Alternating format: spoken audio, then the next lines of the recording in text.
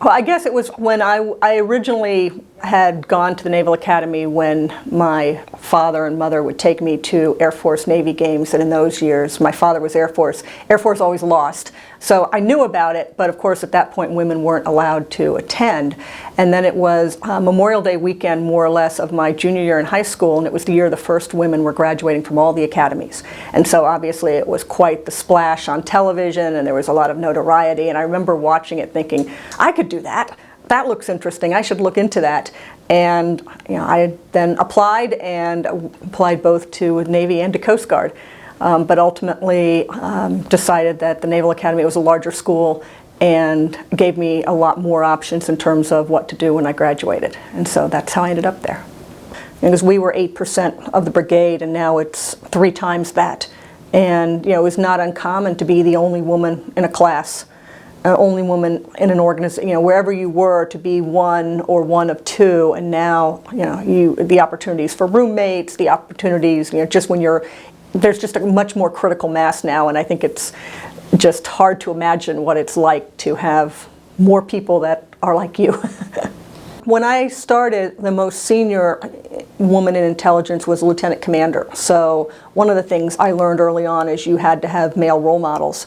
Actually, I think that's something that stood me, at least, in good stead throughout my not just Navy career, but when you go on, because in a lot of places that's what you really need to rely on. But when I went to my squadron, I was the only female officer, and there were about 70 officers. We had female enlisted, but no female officers for the first year and a half I was there. So that was, but it wasn't that different, because I was already used to walking into a room and being the only woman. So when we had officers' calls and things, I would be the only woman, and I was pretty used to it. But then once I went to shore duty, there were more women around, so it wasn't all that different.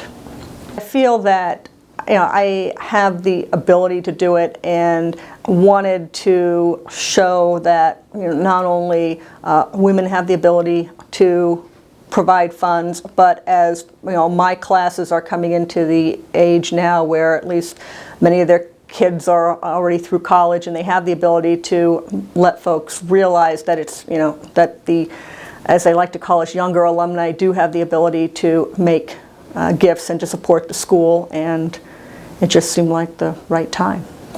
At the Naval Academy, the mission from day one has always been to produce leaders for the Navy, the Marine Corps, and then ultimately for everyone, I think, in the civilian sector.